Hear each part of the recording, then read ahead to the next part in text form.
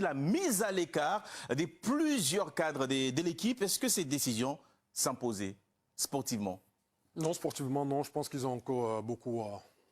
Enfin, ça ne dépend que de, ça ne dépend que de moi. Ce que je veux dire, je pense qu'ils ont encore beaucoup à donner au Cameroun. C'est vrai qu'ils sont plus proches de la sortie que du début.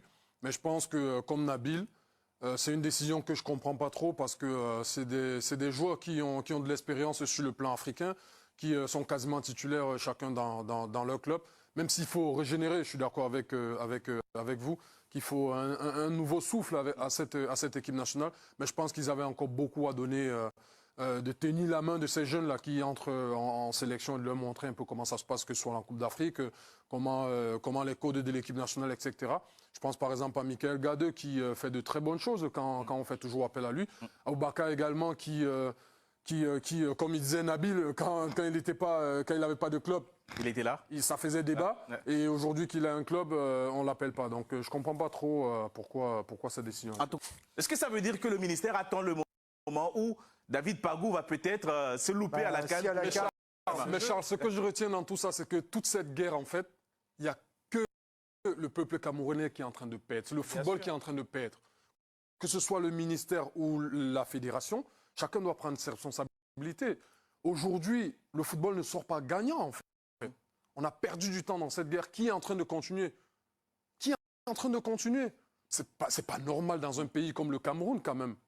Il y a beaucoup de talents camerounais en Europe aujourd'hui qui ont peur de venir en sélection par rapport à ce genre de situation. Ah oui, ça, par contre, le Cameroun a perdu de son attractivité. Quand vous voyez le Sénégal, le RDC en ce moment, à 17 ans, RDC. un vrai, d'après, on le salue d'abord. Maman Nyang m'a dit que ce petit Mbaye est un vrai phénomène.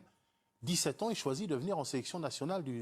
La RDC aussi devient attractive. Le Maroc aussi, l'Algérie a réussi aussi à attraper des très bons joueurs. Mais aujourd'hui, qu'est-ce que se disent les joueurs les uns les autres par rapport au Cameroun quand ils en parlent, parce qu'ils se rendent compte?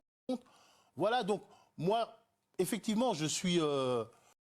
voilà, ça me fait mal de voir que le Cameroun n'est pas qualifié pour le prochain mondial.